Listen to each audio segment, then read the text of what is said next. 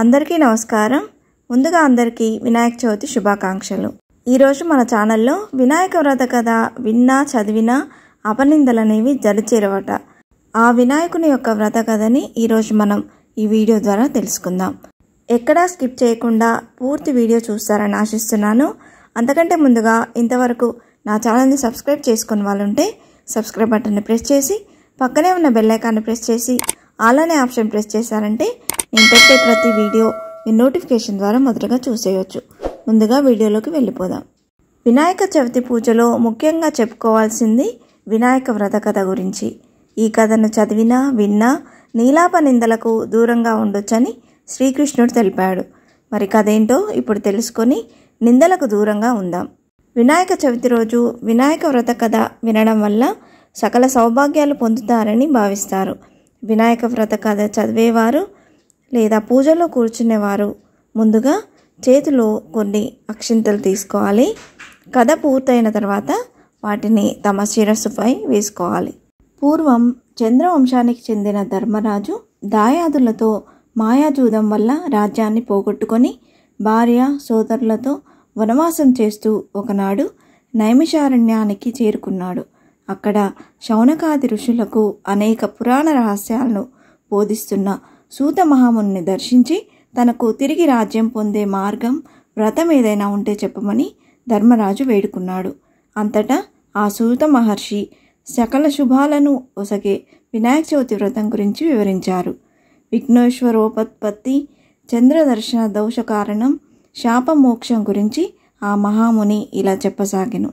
గజాసురుడనే రాక్షసుడు తన తపస్సు చే పరమేశ్వరుణ్ణి మెప్పించి తనను ఎవరూ వధించజాలని శక్తిని ప్రసాదించమని కోరాడు.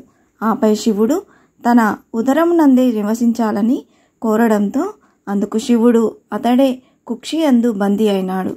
దీంతో అసరుడు అజేయుడైనాడు. తన భర్తకు కలిగిన ఈ స్థితి పార్వతీదేవికి చాలా దుఃఖితురాలైంది. దీంతో జగన్మాత వైకుంఠానికి వెళ్ళి విష్ణువును తన భర్తను విడిపించు ఉపాయం చెప్పమని కోరింది. విష్ణువు గంగిరెద్దుల వేషం ధరించి నందీశ్వరుని గంగిరెద్దుగా వెంట తీసుకొని వెళ్ళినాడు. గంగిరెద్దును ఆడించి గజాసురుణ్ణి మెప్పించాడు. ఈ ఆనందంలో ఏమి కావాలో కోరుకో అని గజాసురుడు అనగా అదే సమయం కోసం ఎదురు చూస్తున్న శ్రీమన్నారాయుడు నీ ఉదరమందున్న శివుణ్ణి తమ వశం చేయమని అడిగాడు. తనకు అంత్యకాలము దాపురించిందని గుర్తించిన ఆ రాక్షసుడు ఆడిన మాట తప్పకుండా కుక్షి అందున్న శివుని ఉద్దేశించి, ప్రభు, శ్రీహరి ప్రభావంతో నా జీవితం ముగియుచున్నది. ప్రాణం విడిచిన తర్వాత నా శిరస్సు త్రిలోక పూజితమవునట్లు నా చర్మమును నిరంతరము నీవు ధరించినట్లు అనుగ్రహించవలసింది అని ప్రార్థించి తన శరీరంను నందీశ్వరుని వశం చేశాడు. నందీశ్వరుడు ఉదరమును చీల్చి శివునికి విముక్తి కలిగించాడు. శివుడు గజాసురుని శిరస్సు చర్మం తీసుకొని వెళ్ళిపోయినాడు. తన భక్తుడైన గజాసురుని కోరిక మేరకు అతడి ఉదరంలో ఉన్న పరమేశ్వరుని శ్రీ మహావిష్ణువు విముక్తి కలిగించడంతో భర్త రాకకు పార్వతి కైలాసంలో ఎదురుచూస్తోంది. శివుడి కోసం ఎదురుచూస్తూ స్నానానికి సిద్ధమైంది. స్నానానికి వెళుతూ దేహానికి నలుగు పిండిని అద్దుకుంది. పరధ్యానంలో ఆ పిండితోనే ఓ ప్రతిమను తయారు చేసింది. చూడముచ్చటైన ఆ బాలుడికి తండ్రి ఉపదేశించిన మంత్ర సాయంతో పార్వతి ప్రాణప్రతిష్ఠ చేసింది. దివ్యసుందరమైన ఆ బాలుని వాకిట కాపలా ఉంచి తాను స్నానానికి వెళ్ళింది. అంతలో అక్కడికి వచ్చిన శివుడిని ఆ బాలుడు అడ్డుకున్నాడు. ఆగ్రహవేశాలకు లోనైన రుద్రుడు ఆ బాలుడి శిరస్సును తన త్రిశూలంతో ఖండించాడు. ఆ శబ్దానికి బయటికి వచ్చిన పార్వతీదేవి జరిగిన ఘోరం చూసి కన్నీళ్లు పెట్టుకుంది. దీంతో శివుడు గజముఖుడి శిరస్సును తెప్పించి ఆ బాలుడికి అతికించి ప్రాణం పోసి గజాననుడు అనే నామకరణం చేశాడు. సర్వ విఘ్నాలకు ఒక అధిపతిని నియమించమని దేవతలు, మునులు, మానవులు పరమశివుని కోరతారు. ఈ విషయంలో గణపతి, కుమారస్వామి ఎవరిని నియమించాలని ఆలోచించిన పరమేశ్వరుడు ముల్లోకాలలోని పవిత్ర నదులన్నింటిలో స్నానం చేసి ఎవరు ముందుగా తన వద్దకు వస్తారో వారికే ఆ ఆధిపత్యం లభిస్తుందని చెబుతాడు. దీంతో కుమారస్వామి తన నెమలి వాహనంపై రువ్వున ఎగిరిపోగా వినాయకుడు మాత్రం తన ఎలుక వాహనంతో ముందుకు కదల్లేడు. దీంతో నారాయణ మంత్రం జపిస్తూ తల్లిదండ్రుల చుట్టూ ప్రదక్షిణ చేస్తాడు. ఆ మంత్ర ప్రభావంతో ప్రతి తీర్థంలోనూ కుమారస్వామి కంటే ముందే వినాయకుడు ప్రత్యక్షమవుతాడు. ఆ విధంగా 3 కోట్ల నదుల్లో వినాయకుడే ముందుగా స్నానమాచరించడం చూసిన కుమారస్వామి కైలాసానికి వెళ్ళి మహిమాన్వితుడైన అన్నగారికే ఆధిపత్యం ఇవ్వమని తండ్రిని కోరుతాడు. ఆ విధంగా వినాయకుడు విఘ్నాలకు అధిపతి అవుతాడు. గణేశుడి శక్తి సామర్థ్యాలను పరిశీలించి భాద్రపద శుద్ధ చవితి నాడు గణాధిపత్యం కట్టబెట్టాడు. ఆ రోజున తనకు భక్తితో సమర్పించిన ఉండ్రాళ్ళు, కుడుములు, పిండి వంటలు, పండ్లను సుష్టిగా తిన్న వినాయకుడు నడవడానికి ఇబ్బంది పడుతూ కైలాసం చేరుకున్నాడు. శివుని శిరస్సుపై ఉన్న చంద్రుడు గణనాథుని అవస్థలు చూసి పక్కున నవ్వాడు. రాజదృష్టి సోకితే రాళ్ళు కూడా నుజ్జవుతాయి. విఘ్ననాథుని ఉదరం పగిలి అందులోని ఉండ్రాళ్ళు, కుడుములు బయటకు వచ్చి అచేతనుడయ్యాడు. దీంతో ఆగ్రహించిన పార్వతీదేవి, పాపాత్ముడా, నీ దృష్టి సోకి నా కుమారుడు అచేతనంగా పడి ఉన్నాడు. కాబట్టి నిన్ను చూసిన వారు పాపాత్ములై నీలాపనిందలు పొందుదురుగాక అని శపించింది. పార్వతీదేవి చంద్రుని శపించిన సమయంలో సప్త ఋషులు భార్యలతో కలిసి యజ్ఞం చేస్తూ అగ్నిదేవునికి ప్రదక్షిణం చేస్తున్నారు. అగ్నిదేవుడికి ఋషిపత్నుల మీద మోహం కలిగింది.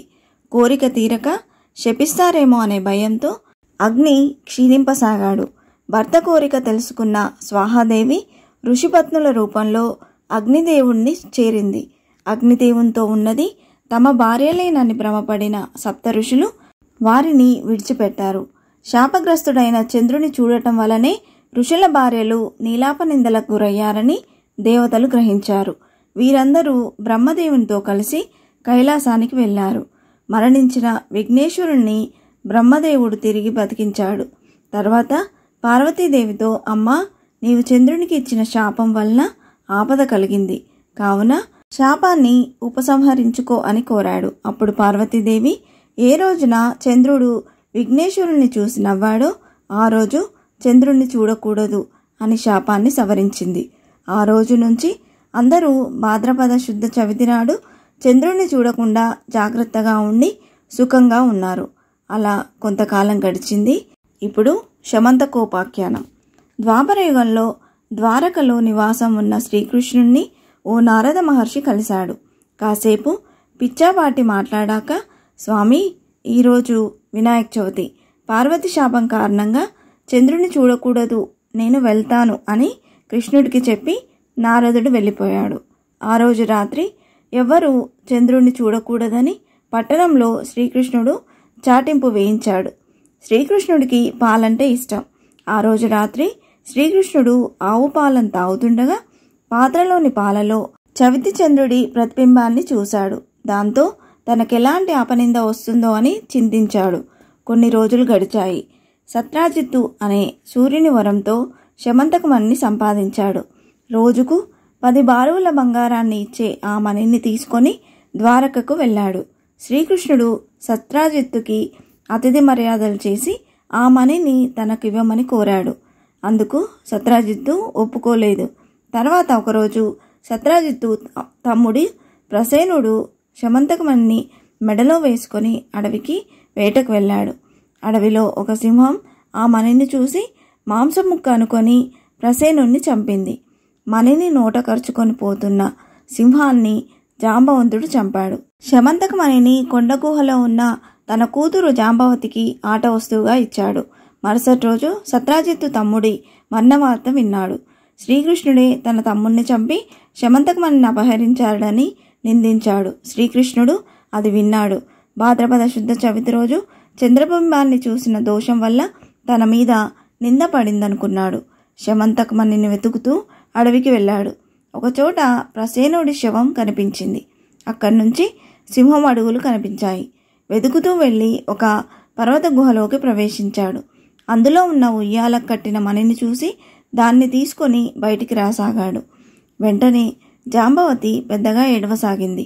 కూతురి ఏడుపు విని జాంబవంతుడు కోపంతో శ్రీకృష్ణుడిపై యుద్ధానికి తలపడ్డాడు. వారిద్దరి మధ్య 28 రోజులు యుద్ధం జరిగింది. జాంబవంతుని శక్తి తగ్గిపోయింది. తనతో యుద్ధం చేస్తున్నవాడు శ్రీరామచంద్రుడని తెలుసుకున్నాడు. త్రేతాయుగంలో జాంబవంతుడు శ్రీరాముడితో యుద్ధం చేయాలని కోరాడు. ఆ కోరికను ఇప్పుడు శ్రీకృష్ణుడి రూపంలో వచ్చి తీర్చాడని గ్రహించాడు. శ్రీకృష్ణుడికి నమస్కరించి శమంతకమణితో పాటు తన కుమార్తె జాంబవతిని కూడా ఆయనకు సమర్పించాడు. శ్రీకృష్ణుడు శమంతకమణిని తెచ్చి సత్రాజిత్తుకు ఇచ్చాడు. నిజం తెలుసుకున్న సత్రాజిత్తు తనను క్షమించమని శ్రీకృష్ణుడిని వేడుకున్నాడు. తన కుమార్తె సత్యభామనిచ్చి వివాహం జరిపించాడు. శమంతకమణిని కూడా శ్రీకృష్ణుడికి ఇచ్చేశాడు. ఆ సమయంలో అక్కడికి వచ్చిన మునులు శ్రీకృష్ణుడితో, మీరు సమర్థులు కనుక మీపై పడిన నిందను పోగొట్టుకోగలిగారు. మా వంటి వారికి ఏది గతి అన్నారు. భాద్రపద శుద్ధ చవితి నాడు యథావిధిగా వినాయకుని పూజించి ఆ శమంతకోపాఖ్యానాన్ని విని అక్షతలు తలపై వేసుకున్న వారికి ఆ రోజు చంద్రదర్శనం అయినా కూడా అపనిందలు కలగవు అని శ్రీకృష్ణుడు చెప్పాడు. ఆనాటి నుంచి ప్రతి సంవత్సరం భాద్రపద శుద్ధ చవితి రోజు దేవతలు, మహర్షులు, మనుషులు తమ శక్తికి తగినట్లుగా వినాయకుడిని పూజించి తమ కోరికలు తీర్చుకుంటున్నారు.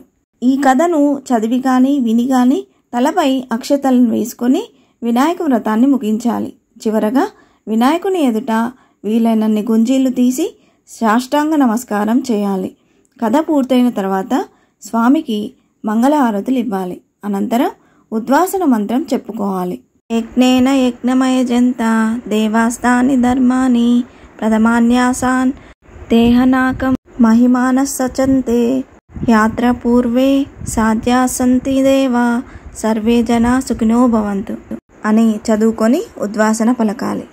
ఆ స్వామివారి కరుణా కటాక్షాలు మన అందరిపై ప్రసరించాలని ఆకాంక్షిస్తూ ఇంతే ఫ్రెండ్స్, ఈ వీడియో మీకు నచ్చిందని ఆశిస్తున్నాను. ఇలాంటి ఇంట్రెస్టింగ్ వీడియోస్ కోసం please subscribe my channel and press the bell icon. అలాగే లైక్ చేయండి, షేర్ చేయండి. మీకు ఏమైనా సందేహం ఉంటే నా కమెంట్ బాక్స్లో పోస్ట్ చేయండి. Thanks for watching.